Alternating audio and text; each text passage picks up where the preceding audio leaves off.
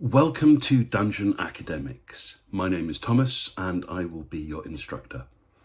Today I am going to talk about one of my absolute favourite topics, which is dice. Being a maths teacher and an RPG enthusiast, I have a love of these little math rocks that comes in from two different angles.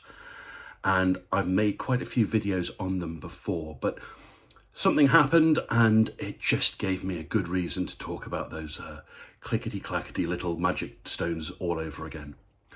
I was listening to Natural Six. It's an actual play Dungeons and Dragons show that's dungeon mastered by a British actor called Harry McIntyre and has a star-studded cast of excellent actors and voice actors playing D&D, much in the same way as Critical Role, but with a predominantly British cast. I will say predominantly British. One of the voice actors, I believe, is an American based in Britain, and they're specifically not an English cast because there's a very Welsh player in amongst the group as well. And as someone who's half Welsh, I really enjoy that little Welsh touch that's been added into the game. Anyway, what happened in the game? Well, they were shopping for health potions, which is something that a lot of Dungeons and Dragons players have done over the years. And they had the different health potions available, and the Dungeon Master was running through what they were, how much they cost, and how much healing they did. And they came to mention of this Supreme Healing Potion, which does 10d4 plus 20 healing. Now, I have a little part of my brain that gets triggered every single time someone mentions rolling lots of dice at the same time. And it's that little bit that goes, oh, that's just going to produce an almost perfect bell curve distribution. There's almost no point rolling those dice. Now, I did a big video about this a long time ago called The Fireball Fiasco. I think that was actually my very first video. And I go into the mathematics behind this in great detail. So bear in mind, first video I made, it's quite different in terms of style, but the maths behind it is something I'm very proud of. So if you want to go back and give that a check out, then I recommend you should. There's also a companion video called the Fireball Fiasco Maths Edition, where I go into more of the mathematics about dice. It's great stuff, but the short version is that when you roll a single dice, you get a random number. That's assuming the dice is fair. On a single d6, each score from 1 to 6 is equally likely. But as soon as you roll more than one dice at once, you are no longer getting an even distribution. If you roll 2d6, the most common result is 7.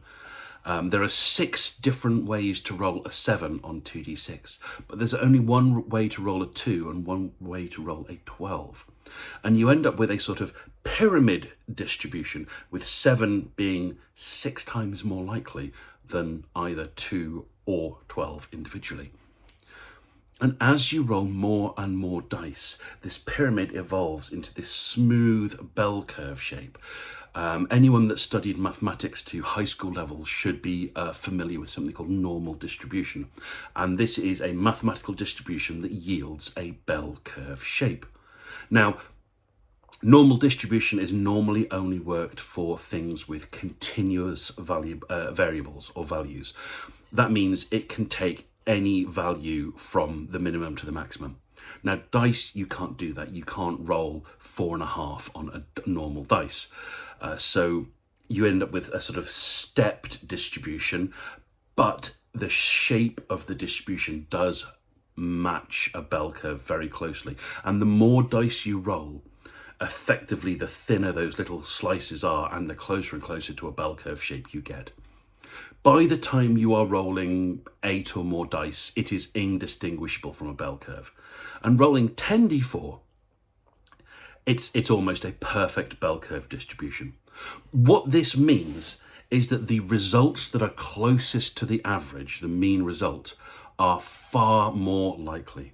We have a measurement called standard deviation, and this is very roughly how far on average are results away from the average. It's a little bit more complicated than that. There is some fun maths you can do to work it out. And for dice, you can work out the standard deviation for dice just by knowing how many sides it has. This is assuming it's a standard dice that goes from 1 all the way up to the number of sides it has. So a 6-sided dice has sides of 1, 2, 3, 4, 5, 6. That's considered a regular dice. And a d20 goes from 1 to 20 with 20 sides. Okay, very easy. For rolling 10d4, your average result is 25. And 95% of your results are going to be within 7 of this. Now, a Supreme Healing Potion does 10d4 plus 20 healing. So your average healing is 45. That's great. And 95% of the results are going to be within 7 of this value. So from 38 to 52. Now, that's quite a narrow window when we consider the width of the window compared to how high it is. So plus minus 7 compared to an average of 45, that plus minus 7 is fairly insignificant. There's almost no point rolling 10d4. Now, as a dice goblin, I have a big box of dice within hand's reach most of the time. There's a big empty spot here because I've taken all my d10s out for a different game. But I can get more than 10d4 with a few seconds notice. But I bet if you were to take a fairly standard Dungeons and Dragons game that's being played around the table and you told your players to gather 10d4, a significant percentage of tables wouldn't be able to do that.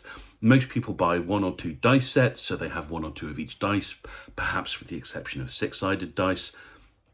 And asking them to roll 10d4 it's not easy. It's going to take people digging through their dice boxes, looking for those specific dice. You roll them. 10d4s don't roll very well, but let's ignore that. You roll the dice, you have to add up all the results. And for what? To get something that in the end is going to be very close to 45. There's not much marvel, not much mystery, not much chance of something going fantastically or terribly. Everything's about average. Now, with the fireball rolling 8d6, the average is about 28. And I explained in the Fireball Fiasco that rolling all of these dice to get something that's so close to the average every time is pointless. Now, there are a number of things you can do to make this more interesting. And I believe that for healing potions, the answer is looking at us already. Instead of rolling 4d10, sorry, I kind of spoiled it there. Instead of rolling 10d4, why not roll 4d10? It has almost the same average. 10d4 has an average of 25, whereas 4d10 has an average of 22. That's 3 points of damage less. And when you're considering that you're already adding a 20 to it, the 3 points is fairly insignificant. Gathering 4d10 is going to be a lot easier. It's going to be a lot easier to add together. It's going to be quicker to roll and sum. And you also get a much bigger distribution of results. In the Fireball Fiasco, I demonstrated that rolling fewer but bigger dice is a good way to add more variation to your results. And why do we want variation in our results? With a bell curve distribution, with a tight bell curve distribution, like 10d4, you have a very small chance of getting a particularly high or low result. You are robbing yourself of any chance of heroic success or catastrophic failure. You are sitting comfortably in the middle where boring things happen.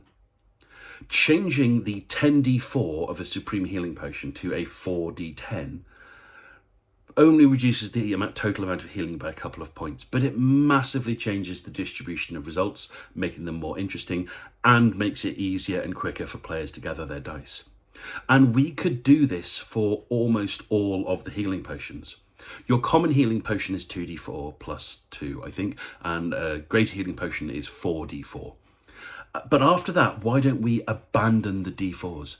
Instead of having 6d4, 8d4 and 10d4 for the next 3 steps, have 4d6, 4d8, 4d10. Heck, let's have a 4d12 one as well. We can make the results so much more interesting and use more of the dice that we've already got. Rather than having to scrounge up every single d4 from around the table, you're more likely to have the ones you need in front of you, or just having to borrow from one person to your left or right. I think that's a better result already. It makes the game faster, it makes the game easier, it uses a greater variety of dice, and it has a mathematically more interesting result. But let's not stop there. In the Fireball Fiasco, I talked about something called high variance dice.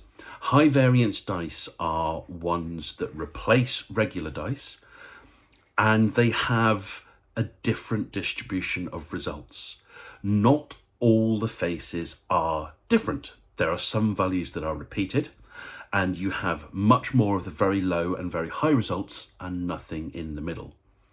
An example of a high variance D12 would have 3 faces with 1, 2 faces with 2, and a single face with 3, a single face with 10, 2 11s, and then 3 12s. The average score, the mean score for this, is still 6.5. The minimum and maximum results are still 1 and 12. But the distribution of results is very, very different. Instead of having a flat distribution, you have a bell curve with no results in the middle and very high chance of getting the minimum result and a very high chance of getting the maximum result. Now, I don't think you should ever use high variance dice on a single dice roll. But if you roll 2 of them or more, you end up with a very interesting situation. Instead of having a bell curve like result, you have a situation where there's a bump at the bottom, and then another bump, and then another bump, and then another bump, and then another bump. And if you roll 4 high variance d12s, you can still score every result from 4 to 48, as you can with regular d12s. Your results in the middle are still the most common, but not overwhelmingly so. And you now have a much higher chance of getting a result that's very low or very high, though not as good as the chances that are somewhat closer to the middle. A high variance dice system allows for much more mathematically interesting and varied results. And I think that Dungeons and Dragons should embrace this.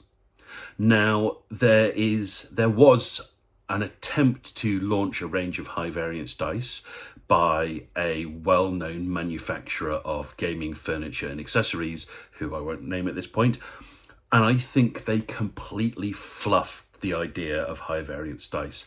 They advertised it just as a mathematical odyssey, something crazy. You're more likely for something crazy to happen. And I don't think that's the way you should do it. You shouldn't replace individual dice rolls with high variance dice. But whenever you're rolling multiple dice, you should definitely replace them with high variance dice to get a more interesting set of results where heroic success and catastrophic failure are still possible. Even if they're not quite as likely as a result in the middle, the threat of terror or the overwhelming joy of success is still hidden in those results and still accessible. There are so many spells and abilities that use multiple dice in Dungeons and Dragons. Fireball, upcasting cloud of daggers, healing potions, dragging people through spike growth. Any one of these can result in a player rolling a handful of dice to try and determine how much damage they're doing or how much damage they're healing. And I don't like when the game stops for people to try and count out 28d4. And especially because it doesn't really change anything. 28d4 has such a tight distribution, there's no point rolling the dice. Just say 70. So is it possible to go through the system resource document, the SRD for Dungeons & Dragons, pick out every single ability where rolling lots of dice is possible, and then replace those with high variance dice. Yes, I think that would be possible. I think it would be doable, and it wouldn't take much to persuade me to do it. I would probably argue that we only need 2 different types of high variance dice. I don't think there are many abilities that use D10s in Dungeons and Dragons. Everything seems to be triggering off D4s, D6s, and D8s.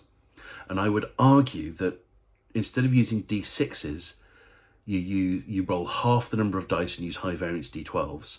And instead of using D4s, you use half the number of dice and use high variance D8s. So a set of dice with 4 to 6 high variance D8s and 4 to 6 high variance D12s could be enough to add this extra flavour to your Dungeons and Dragons game. Now imagine if there was a company that sold a set of high variance dice specifically for this purpose, just D8s and D12s. And when you got it, it came with a little PDF, either printed out or digital, where it has all of these different abilities that can make use of these dice. I believe as a business proposition that could be quite successful. It's certainly a niche little thing to do, but add some spice into your games with some high variance dice, and here's a set of rules for where you can use them. I think that's what this previous campaign was lacking, an actual reason to use them rather than just be a mathematical curiosity.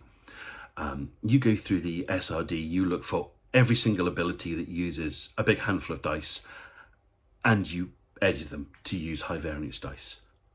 I think that would be fun. I think that would be mathematically interesting. I think it would be a good business proposition. And I think enough players would be interested in having a set of these at their table. If you explain to the Dungeon Master that it doesn't really change the average rolled, possibly it's a little bit lower and that's not benefiting the player, it just adds a greater chance of getting a very high or very low result, and has a more interesting mathematical distribution, but it still has the same average, minimum and maximum values. I think pretty much every DM would be like, okay, but you have to accept the roll. If you roll terribly, that's fine, that's on you. If you roll brilliantly, I'll live with it. Is that worth doing? I think it is. I think that would be fun. So, what do you think about high variance dice? Would you use them at your table? Would you pay for a set of dice to spice things up, to make those fireballs a bit more variable, to make those healing potions a little less reliable, but potentially better? Who knows? Let me know what you think about this, and as always, enjoy your next game, whatever it may be.